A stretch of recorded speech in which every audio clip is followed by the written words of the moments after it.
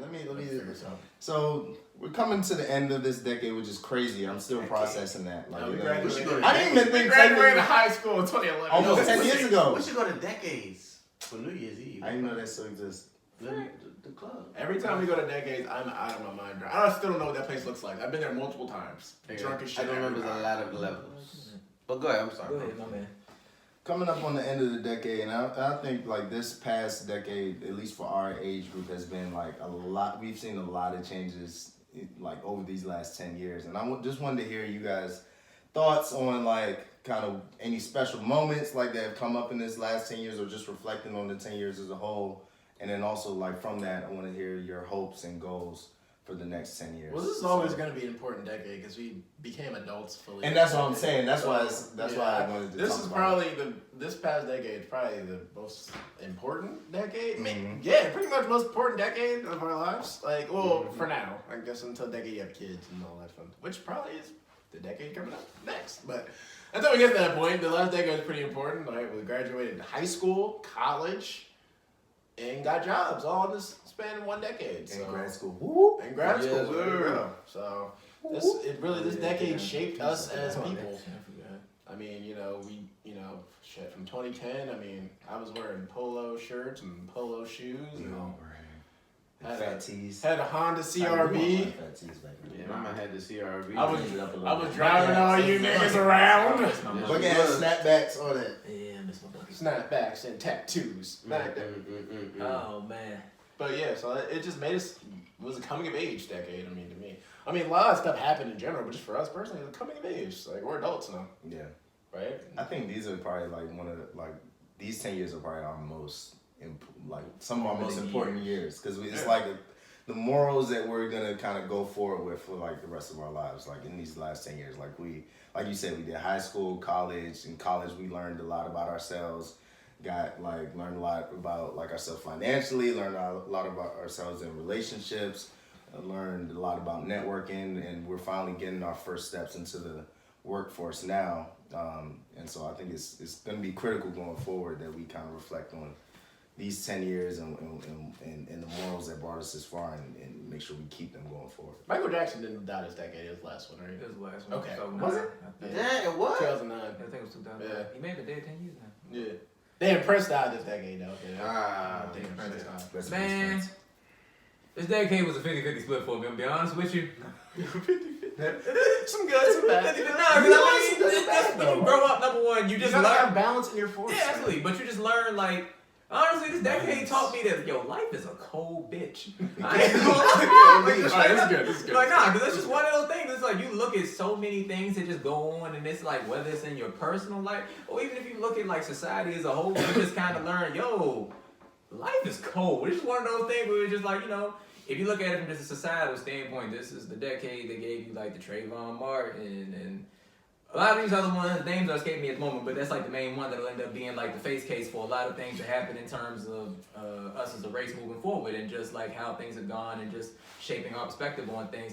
And then like even if you look at it from a personal perspective, it's like, your 20s teach you that, things really don't go as you planned. Like, I mean, no matter what you do, things won't go as you planned. And it's just like one of those things where it's like, I don't know about y'all, but basically I probably thought back when I was like, I'll say up till I was probably like 14, 15. Nah, even beyond it. I was like, up till probably I was like 18 years old. I was like, by the time I'm 26, I'll be like engaged, on the verge of like doing things and things like that. And I'm like, I'm turning 26 on Thursday. Nobody I was about to say, like, I'm not getting engaged. Not to be rude. Anytime soon, it's just one of those things where it's just like, you just get real about it. You just start thinking about life and you're like, so things take a little bit longer. This isn't my parents' day and age where it was like, my dad's probably thinking about marrying my mom at this point, or they've already married. Yeah. And it's one of those things where it's like, you really just look and observe and you like, this decade just, honestly, I say this was an important decade. Like you said, it was just our formative years, like both of y'all said, but it's just like, it taught me the fickleness of life, because it's like, life comes with some high highs, of course, and then it's just like some low lows where you just realize,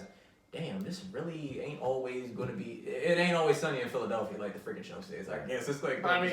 That's what it's talking. And I'm honestly really thankful that we did get to experience like a lot, some lows like early on, because a lot of people, especially not calling anybody like silver spoon or whatever, but like who come up and get everything that they want, and they have like this ease. They can get to go to any college that they want. They get any person they want, or they have the money to get whatever. And they don't experience hardships until like the later in life, and they don't know how to handle it. Whereas we, like from a very young age, we learned how to kind of navigate some of these situations. I'm not saying that we don't like have any hardships in the next decade, but like we learned kind of like shit isn't easy pretty much. Like life is not like doesn't always go as we plan. So like I think knowing that going forward, and especially as a young age, helps us like in the long run.